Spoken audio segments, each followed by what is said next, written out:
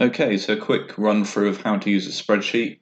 It is pretty basic, but it does the job. First off, at the top, there's a direct link to the corresponding blog post where you're going to find all the information about how to check certain things out and things like that. So if you get stuck, click that link and just have a little read over the relevant sections. But when you've found a bike that you think you want to purchase, you're going to drop the make, model, and year into here. Just so you've got that for reference. The seller's asking price is going to go there, and then these market prices here are going to be the outcome of your research for what you found to be pricing for poor, average, and excellent examples of the bike in question.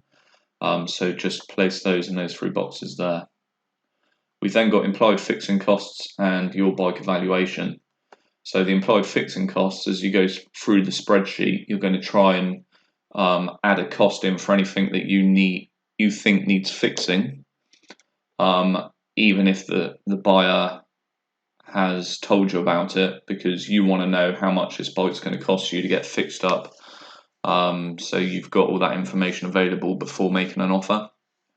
And then underneath that, you've got your bike evaluation. So you're going to take all of that information and try and put value on the bike, which may or may not correspond to a resulting offer. That's up to you. So the spreadsheet's broken down into sections which follow the same sections and layout of the blog post, so you can easily follow one against the other. Not a lot to mention for the questions, they are what they are.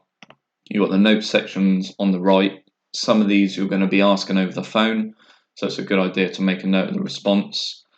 And some of them you're going to be doing on site. So you may want to print this spreadsheet out, or you may use it with a tablet if you're on site.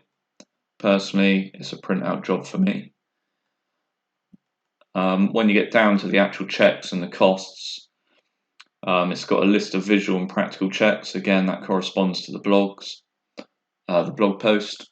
Feel free to add other sections in if you know that a particular bike's got a certain thing that you want to check out.